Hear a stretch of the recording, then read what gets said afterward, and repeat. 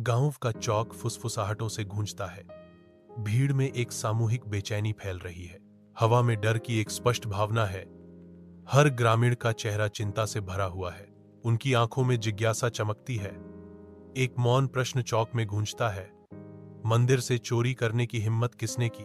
मंदिर से मिठाई की चोरी ने एक बार शांत गांव पर गहरा साया डाला। गांव वालों के दिलों में बिना कही गई बातों के आरोप और संदेह पनप रहे हैं। रात के आवरण में गनू झा चुपके से मंदिर में प्रवेश करता है।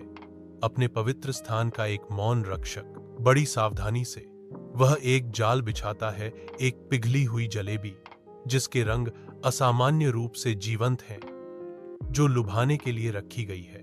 मीठी लालच चमकती है। शांत अंधेरे में प्रलोभन का एक प्रतीक, अपने अनजान शिकार को फंसाने के लिए तैयार। ज्ञान भरी मुस्कान गनू झा के होठों पर थिरकती है, जो इस बात का प्रमाण है कि उन्हें विश्वास है कि जल्द ही न्याय होगा। मंदिर की शांति में गनू झा चोर की अपरिहार्य गलती का इंतजार करते हुए भारी प्रत्याशा है। मंदिर में चोर चुपके से अंदर घुसते ही छायाएं नाचती हैं। उसने मिठाई देखी। उसकी आंखें अचानक लालच से चमक उठी। वह जल्दी से मिठाई छीन लेता है। उसका दिल प्रत्याशा से धड़क रहा है। वह जल्दी से मिठाई खा जाता है, यह जाने बिना कि यह एक जाल है। उसकी आंखें फैल जाती हैं, क्योंकि जाल चलता है। उसके चारों ओर छायाएं गहरी हो जाती हैं। मंदिर की प्राचीन नक्काशी उसकी मूर्खता का मजाक उड़ाती प्रतीत होती है, क्योंकि चोर जाल में फंस जाता है। जैसे ही भोर होती है, गांव का चौक नई उम्मीदों के साथ जाग उठता है। धूल भरे मैदान पर लंबी परछाइयां फैल जाती हैं। गनू झा प्रकट होते हैं। उनकी आवाज दिव्य वादे के साथ गूंजती है। आज देवताओं ने अपनी भेंट में आशीर्वाद की स्याही मिलाई है, जो सच्चे भक्त की पहचान उजागर करेगी। ग्रामीण इकट्ठा होते हैं। उनकी निगाहें चढ़ावे पर टिकी होती हैं। हर दिल उम्मीद और आशंका के मिश्रण से धड़कता है। सुबह का सूरज एक अलौकिक चमक बिखेरता है, जो ग्रामीणों के चेहरों को रोशन करता है। एक ऐसा क्षण जो भाग्य से भरा है। जैसे जैसे रहस्योद्घाटन का क्षण निकट आता है, हवा प्रत्याशा से भर जाती है।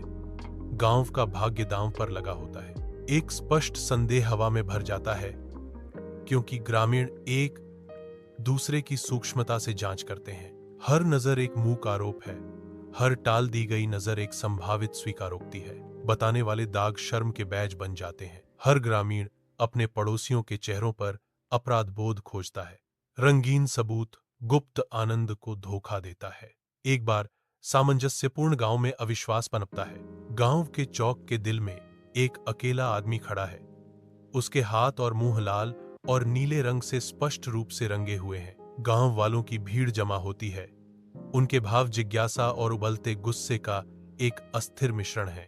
आदमी कांपता है। उसकी चौड़ी आंखें उस डर को दर्शाती हैं जो उसे जकड़ लेता है, क्योंकि भीड़ अपना घेरा कसती है। वह जम जाता है। हवा अनकही आरोपों और स्पष्ट भय से भरी है। भव्य दरबार में गनू झा राजा के सामने खड़े हैं। राजा गनू झा को देखते हैं। उनकी व्याख्या का इंतजार कर रहे हैं। राजा की आवाज हॉल में गूंजती है। तुमने चोर को कैसे पकड़ा?